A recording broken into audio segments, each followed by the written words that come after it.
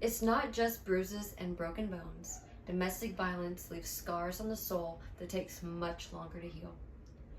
Hi, my name is Brianna Thomas, and this isn't just a topic to me. This is part of my life story.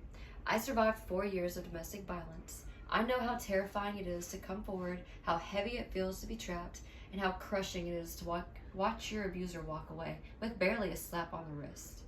I'm here today not just as a speaker, but as someone who's lived through it and believes with all my heart that something needs to change. If the justice system does not protect the people who need it the most, then who is it really serving? This issue touches me, touches more people than we realize. Family, friends, neighbors. Even if it hasn't touched your life directly, chances are someone close to you has felt its effects. It's time we stop asking, why didn't they just leave? And start asking, why do abusers keep getting away with it? I believe domestic violence should be treated as seriously as rape and child abuse. If we want real justice, we need stronger sentences, and we need stronger sentences, more survivor support, mandatory rehabilitation for offenders, and a shift in how we educate people about abuse. This is more than a plan. It's a call to action. It's time for justice for survivors. Domestic violence isn't just a private argument. It's a platform of control, fear, trauma. It can leave the victim with broken bones, lost jobs, damaged mental health, and sometimes it costs them their lives. But despite how serious it is, it's still often minimized in the courtroom across the country. According to the National Domestic Violence Hotline, 1 in 4 women and 1 in 10 men have experienced physical violence, rape, or stalking by a partner. And about 60% of the offenders are arrested again within just 2 years. Let me tell you a story.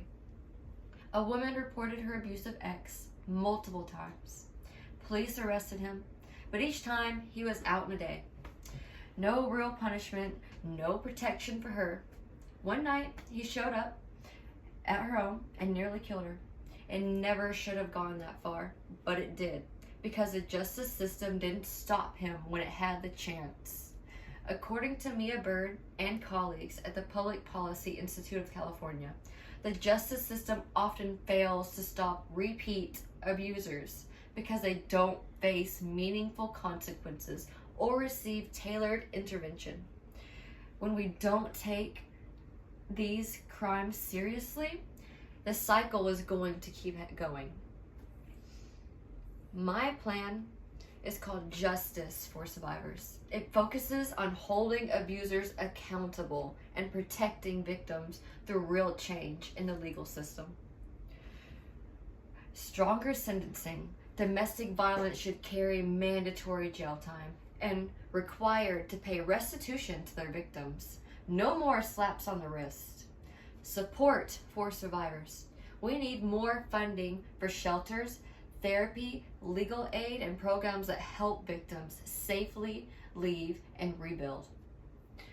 Required offender programs. Abusers should go through intense counseling, not just anger management. They can be held accountable and educated on the damage that they cause. Education and awareness. We need to teach people, especially young people, how to recognize abuse early and support those going through it. According to the Institute of Justice and Domestic Violence, courts that focus on victim safety and offender accountability are already making a difference in communities that use them. Every minute, 20 people in the U.S. are physically abused by an intimate partner. That means while you've listened to this, dozens more have been hurt, some for the 100th time. Too many survivors are met with fear, shame, and silence. And when they do find the courage to speak up, the justice system often shrugs. Probation, light sentencing, and that happens again.